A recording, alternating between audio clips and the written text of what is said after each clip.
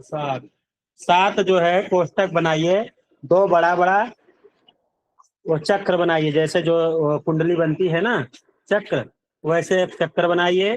और सात, तीन बड़ा और चार छोटा, सात कोष्टक बनाइए आप लोग, सात चक्र बनाइए।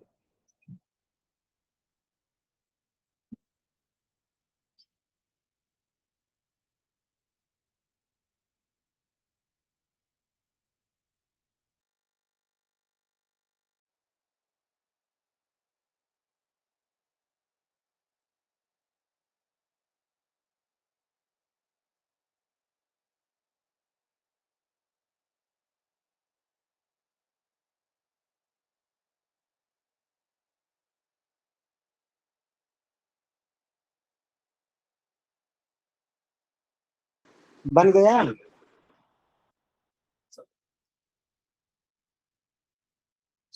बन गया चक्र आप लोगों का? जी गुरु जी। हाँ, तो पहले में आप लोग द्वादश भाव चक्र तो लिख ही लिए हैं, कल हमने लिखवाया था कि कौन से भाव को क्या कहते हैं। तन, धन, सहज, माता, सुख, विद्या, संतान, यश, हाँ, रोग, ऋण, शत्रु, दाम्पत्य, पद, प्रतिष्ठा, ये सब लिखवा दिया था ना कल। कल ये और तो परसों, हाँ, ये कल और लिखवा दिया। पिछली लिख कक्षा में लिखवा दिया हूँ। लिखवा अब दिया। लिखिए कि पहले पहले उसमें लिखिए काल पुरुष की कुंडली में अंग का विभाजन। काल पुरुष की कुंडली में अंग का विभाजन किस भाव से किस अंग का विचार किया जाता है, वह लिखना है। तो लग्न में पहले नंबर में लिख लीजिए सिर, पहले नंबर में पहले भाव में लिख लीजिए सिर। दूसरे में मुख,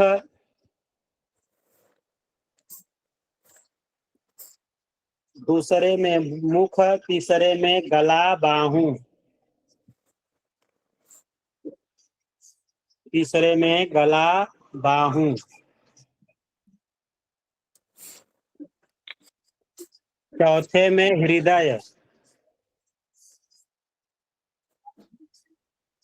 चौथे में हृदय, पांचवे में पेट। पेट से संबंधित अगर परेशानी है तो पंचम भाव पे ध्यान देखना चाहिए, या पंचमेश बहुत अच्छा नहीं है तो हमको पेट संबंधी समस्या देंगे। छठे भाव से नाभि,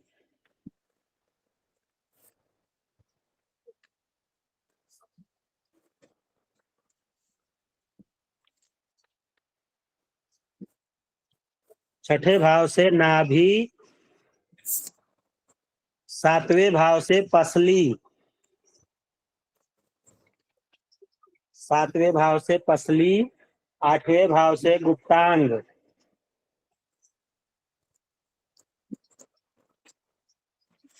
आठवें भाव से गुप्तांग, नौवें भाव से जांघ,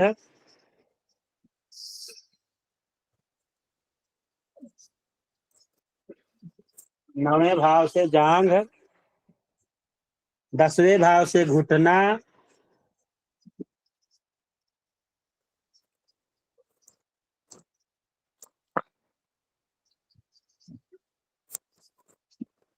एकादश भाव से ठोड़ी, कोष्टक में लिख लीजिए नल्ला,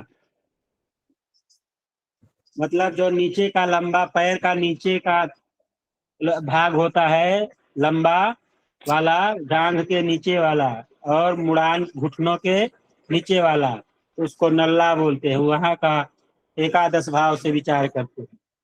द्वादश भाव से पैर, तलवा, पंजा जो पैर का होता है वहां का विचार द्वादश भाव से करते हैं।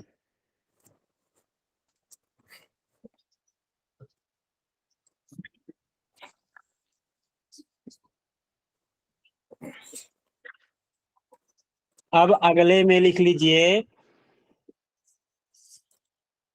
जो आपने चार छोटे छोटे बनाए हैं उसमें एक के ऊपर लिख लीजिए त्रिकोण, एक के ऊपर लिख लीजिए त्रिक, एक के ऊपर लिख लीजिए त्रिषणाय, और एक के ऊपर लिख लीजिए केंद्र।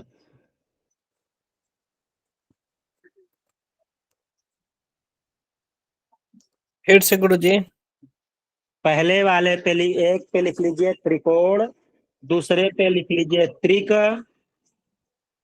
एक पे त्रिकोण, दूसरे पे त्रिक, तीसरे पे त्रिषणाय, चौथे पे केंद्र।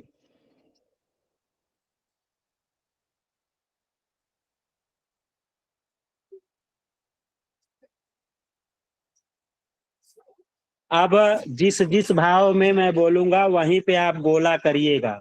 मतलब त्रिकोण किसे कहते हैं, तो इस कुंडली में हम त्रिकोण का विचार करेंगे तो प्रथम, पंचम और नवम, पहले न पांचवें और नौवें भाव में आप गोला कर दीजिए। पहले, पांचवें और नौवें भाव पर आप गोला कर दीजिए। ये त्रिकोण है, 1, 5, 9। और त्रिक है, त्रिक मतलब दुख भाव कहते हैं। दुख भाव कौन सा है, 6, 8, 12। इसको गोला कर दीजिए। छठा भाव, आठवां भाव, 12वां भाव।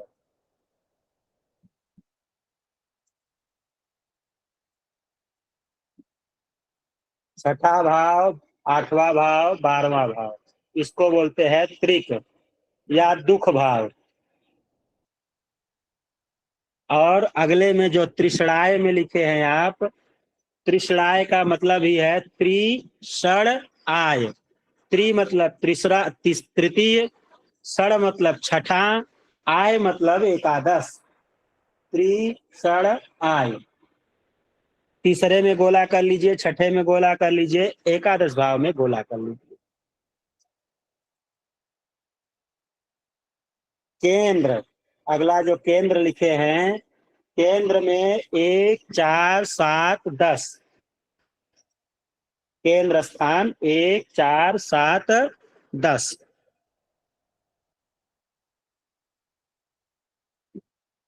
अब अगला जो चक्र आप लोग बनाए हैं उसमें चलिए, उसके ऊपर लिख लीजिए दिशा और तत्व। दिशा और तत्व।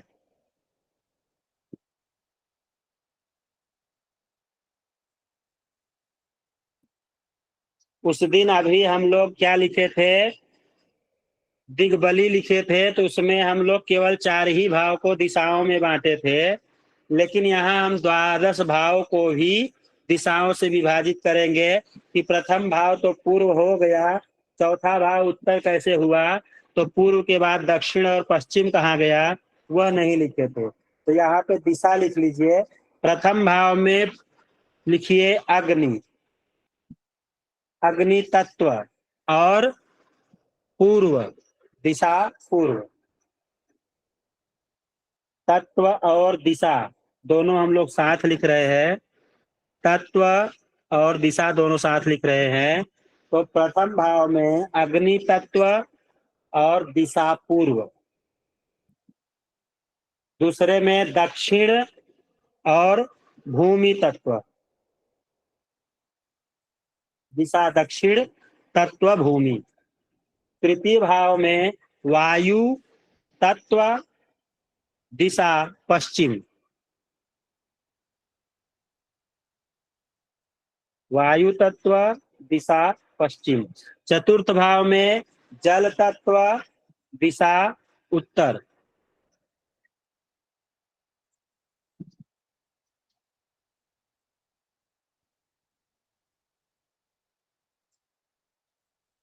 पंचम भाव में अग्नि तत्व, दिशा पूर्व। अब ऐसे ही लिखना है, अग्नि वायु, अग्नि भूमि वायु जल, पूर्व दक्षिण पश्चिम उत्तर।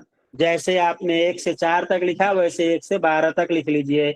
पूर्व दक्षिण पश्चिम उत्तर, पूर्व दक्षिण पश्चिम उत्तर, अग्नि भूमि वायु जल, अग्नि भूमि वायु जल। ऐसे ही 12 भाव में लिख लीजिए। एक दिशा खत्म हुई, दूसरी दिशा शुरू हो गई। एक तत्व समाप्त हुआ, दूसरा तत्व शुरू हो गया। पंचम भाव में अग्नि तत्व पूर्व दिशा, छठे भाव में भूमि तत्व दक्षिण दिशा, सतवें भाव में वायु तत्व पश्चिम दिशा, आठवें भाव में जल तत्व उत्तर दिशा, नवें भाव में अग्नि तत्व पूर्व दिशा, 10वें भाव में भूमि तत्व दक्षिण दिशा, एकादश भाव में वायु तत्व पश्चिम दिशा, द्वादश भाव में जल तत्व उत्तर दिशा।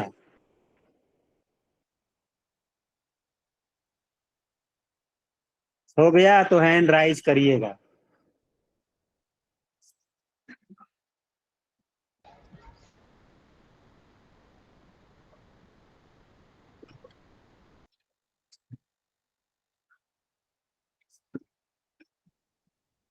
अब लिख लीजिए आल्यादि विभाग। आल्यादि विभाग।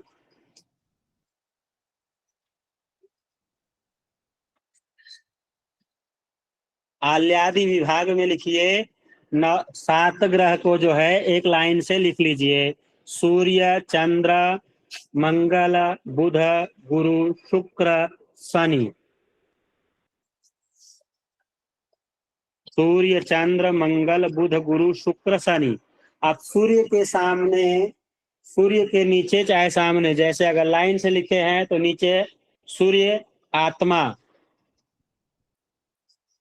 चंद्र मन, सूर्य आत्मा, चंद्र मन। जैसे देखिए मैं लिखा हूं वैसे आप लोग ही लिखने का काम करिएगा।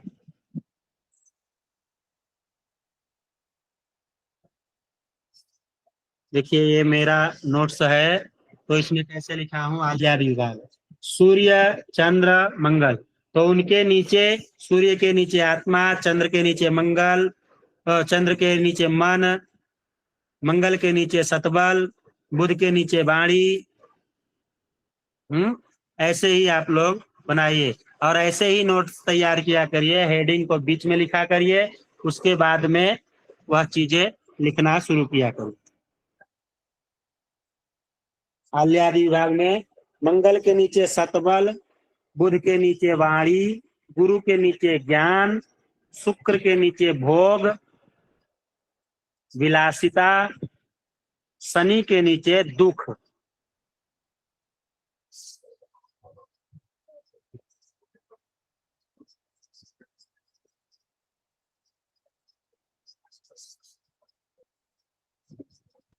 मंगल का गुरुजी?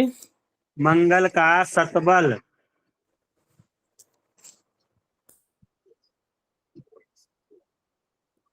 हो गया ये?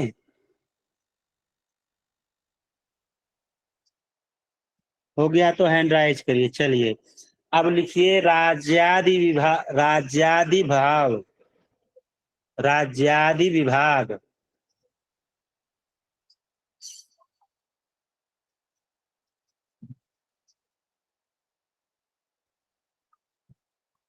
ये तो लिखवाया हूं ना कि राजा का प्रतिनिधित्व, राजा सदृश प्रतिनिधित्व, सेनापति, राजकुमार, ये सभी जी लिखवाया हूं। जी लिखवाया है गुरु जी। हाँ आप लिखिए मार्केस। मार्केस लिखिए आप लोग।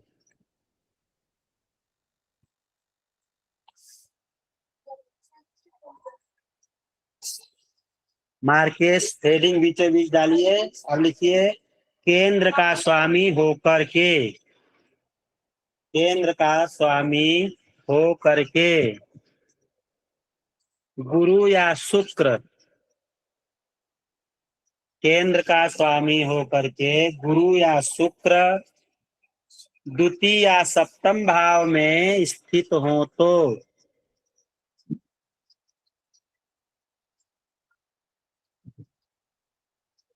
द्वितीय या सप्तम भाव में स्थित हो तो पाराशर जी के मत से प्रबल मार्केस होता है। ये पाराशर ऋषि जी कहते हैं क्या कि केंद्र का स्वामी होकर गुरु और शुक्र द्वितीय और सप्तम भाव में स्थित हो जाए, बैठ जाए, तो पाराशर ऋषि जी के मत से प्रबल मार्केश होता है।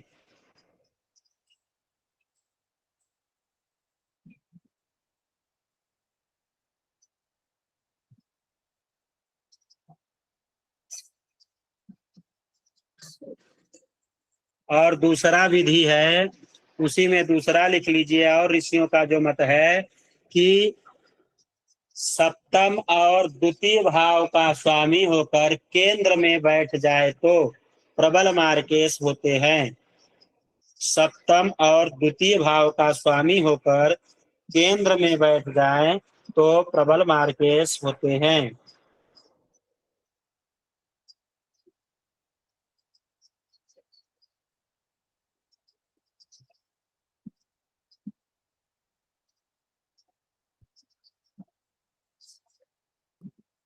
इसमें द्वितीय स्थान प्रबल मार्केश है। इसमें द्वितीय स्थान प्रबल मार्केश है।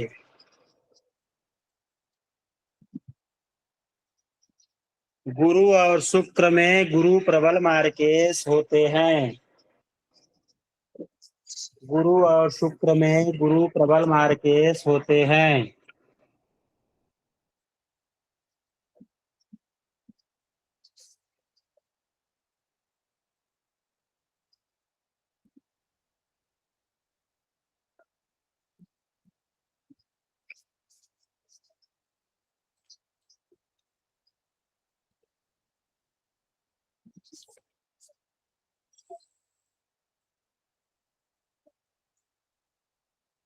लिख लीजिए ग्रहों की अवस्था।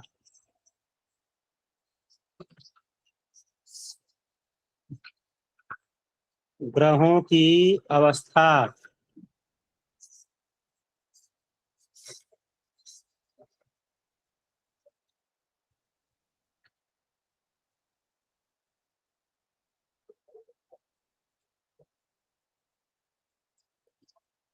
ग्रहों की अवस्था में तीन तीन दो लाइन खींचिए, मतलब तीन वो बनाना है। देखिए आप लोग कैसे बनाना है, देखिए मैं कैसे बनाया हूं ना, वैसे ही आप लोग भी बनाइए। यहाँ पे देखिए तीन हो गया ना, यहाँ पे राशि, यहाँ पे अंश, यहाँ पे राशि, और राशि के साथ में सम राशि, और यहाँ पे विषम राशि, यहाँ पे अंश।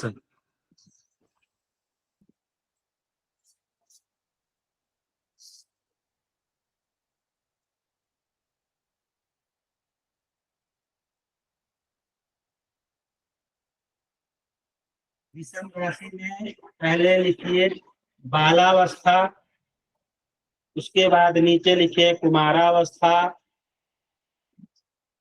बालावस्था, कुमारावस्था, उसके बाद तीसरे नंबर पे युवावस्था, चौथे नंबर पे वृद्धावस्था, पांचवें नंबर पे मृतावस्था।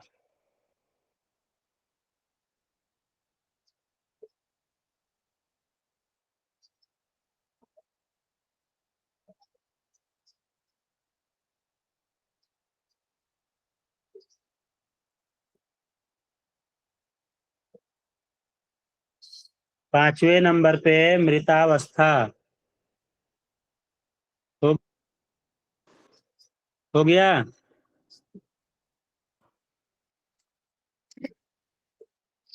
लाइव शेयरिंग ऑन यूट्यूब गुरुजी आ रहा है स्क्रीन पे, ज्वाइन करने के लिए। हाँ मेरे मेरे में भी आ रहा है।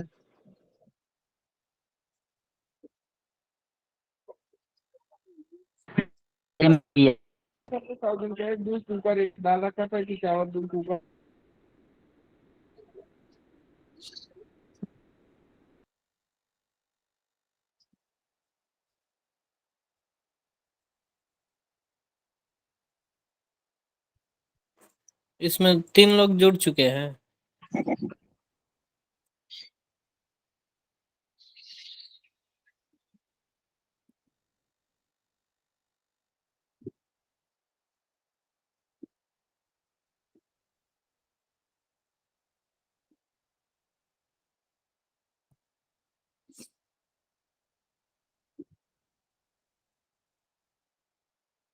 ये कोई हैकर है, ठीक है, उसमें आप लोग जुड़िए नहीं, ये कुछ अपना वो दिखा रहा है, मुझे भी नहीं दिख रहा है कहाँ जुड़ना है। जुड़ने के लिए तो ज्वाइन मैं भी हो चुका हूँ, लेकिन दिख ही नहीं रहा है कहाँ जुड़ा हूँ, तो वो अच्छा नहीं है ना।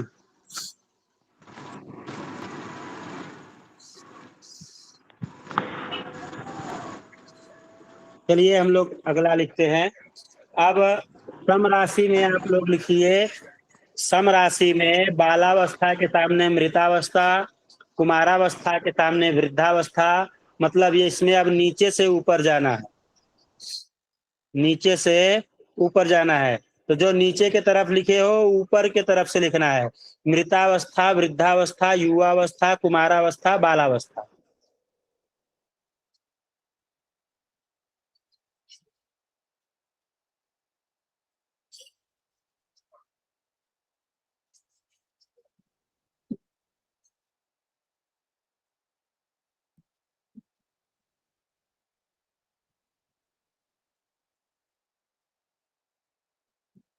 हुआ?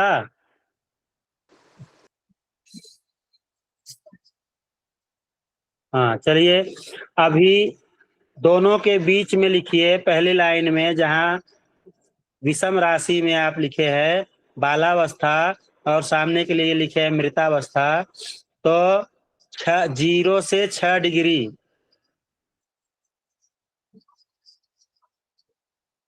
0 से 6 डिग्री।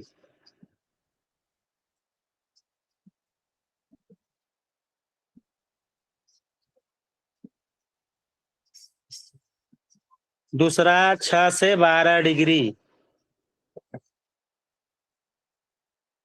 6 से 12 डिग्री।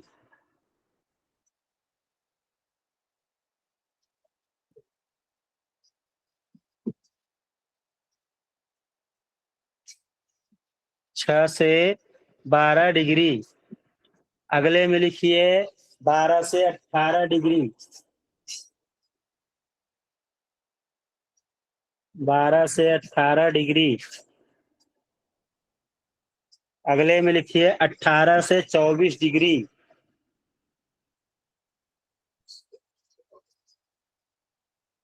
उसके बाद में 24 से 30 डिग्री, 24 से 30 डिग्री। इसको आप लोगों को ध्यान ये देना है कि कोई भी ग्रह अगर सम राशि में बैठा हुआ है, पहले विषम राशि देखेंगे, विषम राशि में अगर कोई भी ग्रह बैठा है 6 डिग्री का है तो बालावस्था में है, और सम राशि में वही 6 से 0 से 6 डिग्री है तो मृतावस्था में हो जाएगा।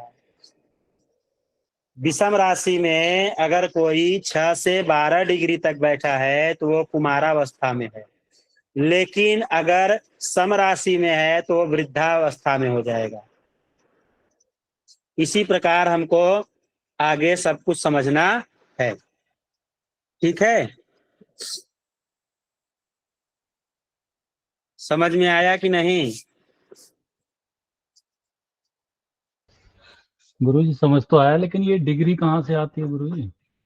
डिग्री भी आप लोगों को बताएंगे, सभी ग्रहों की डिग्री होती है, ठीक है? जी डिग्री का मतलब है अंश, कितने अंश पे कौन सा ग्रह है। जी गुरुजी। हाँ, जैसे कल आप लोग लिखे थे ना कि एक राशि 30 अंश की होती है, जी गुरुजी। तो 30 अंश मतलब डिग्री, 30 डिग्री की एक राशि होती है, तो उसको इतने भागों में बांटा जाता है। एक राशि को मतलब 6 भाग करके डिग्रियों को अवस्था के रूप में बांटा जाता है। उसी में अब कोई भी ग्रह है तो डायरेक्ट 30 डिग्री पे नहीं ना पहुंच जाएगा, जी तो 1 डिग्री से शुरू करेगा, 2 डिग्री, 3 डिग्री, 4 डिग्री, 5 डिग्री। जैसे हमने आपको कल बताया था सूर्य के बारे में कि सूर्य एक दिन में एक अंश जो है 1 डिग्री का भोग करते हैं ना। जी गुरुजी। तो जब 6 डिग्री तक रहेंगे तो विषम राशि में है अगर, तो वहां पे वो कुमारावस्था में है, जी बाल्यावस्था में है, बाल्यावस्था में। अगर वही विषम राशि में है तो मृतावस्था में मृतावस्था रहेंगे। में। जी ठीक है, जी गुरु जी। ऐसे ही डिग्री को देखा जाता है। अब एक लिख लीजिए, संबंधियों का ज्ञान। एक चक्र बनाइए कुंडली का और उसके ऊपर लिखिए संबंधियों का ज्ञान। किस भाव से किस संबंधी का विचार किया जाता है उसके बारे में हम लिखेंगे। तो संबंधियों का ज्ञान, तो चक्र बना लीजिए। देखिए कैसा चक्र, ऐसा चक्र आप लोगों को थोड़ा बड़ा बनाना है, जिससे कि साफ साफ पता चले कि आप लिख क्या रहे हैं। प्रथम भाव में लिखिए दादा। प्रथम भाव से दादा का विचार किया जाता है कि आपके दादा कैसे रहे हैं, तो दादा का विचार। द्वितीय भाव से कुटुंब, पितृपक्ष का विचार किया जाता है। कुटुंब मतलब परिवार। परिवार का दो परिवार का होता है ना, ससुर परिवार, ससुराल का परिवार और अपना परिवार। तो पितृपक्ष मतलब पिता के घर का, तो वहां का कुटुंब का विचार द्वितीय भाव से किया जाता है। तृतीय भाव से भाई बहन नौकर का विचार किया जाता है। तृतीय भाव से भाई बहन नौकर का विचार किया जाता है। चतुर्थ भाव से माता और ससुर का विचार किया जाता है। चतुर्थ भाव से माता और ससुर का विचार किया जाता है। पंचम भाव से संतति मतलब संतान का विचार पंचम भाव से किया जाता है।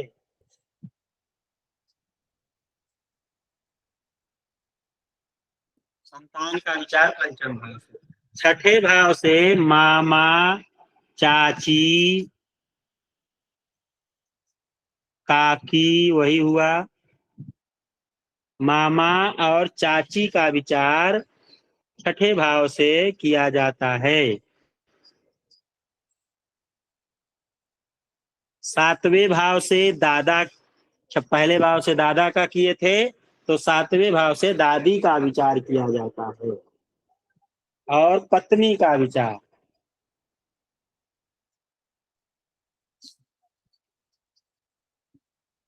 आठवें भाव से ससुराल पक्ष का कुटुंब मतलब ससुराल पक्ष का विचार आठवें भाव से किया जाता है।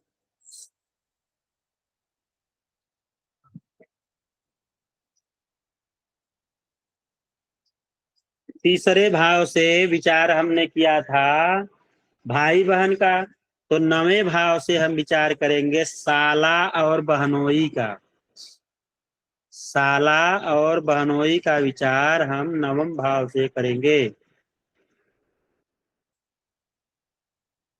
माता का और ससुर का विचार हमने किया था चतुर्थ भाव से, तो उसके अपोजिट में हो गया दसवां भाव। तो दसवें भाव में हम विचार करते हैं किसका, दसवें भाव से विचार करते हैं पिता और सासू का। सासू माँ और पिता का विचार हम दसवें भाव से करते हैं।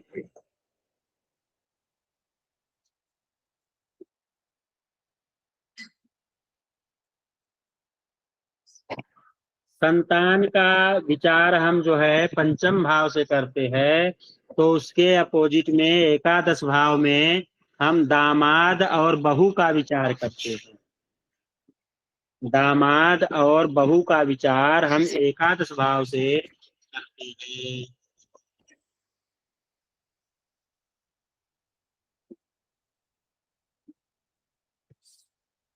द्वादश भाव से, छठे भाव से हम मामी और मामा और चाची का विचार किए थे।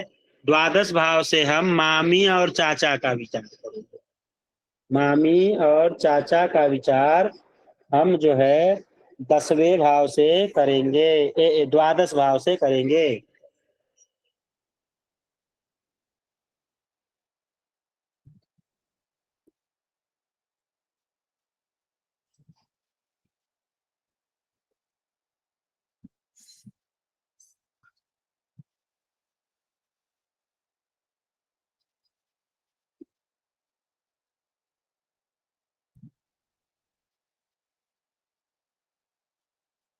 हो गया? सुनील जी रिकॉर्डिंग बंद कर दीजिए।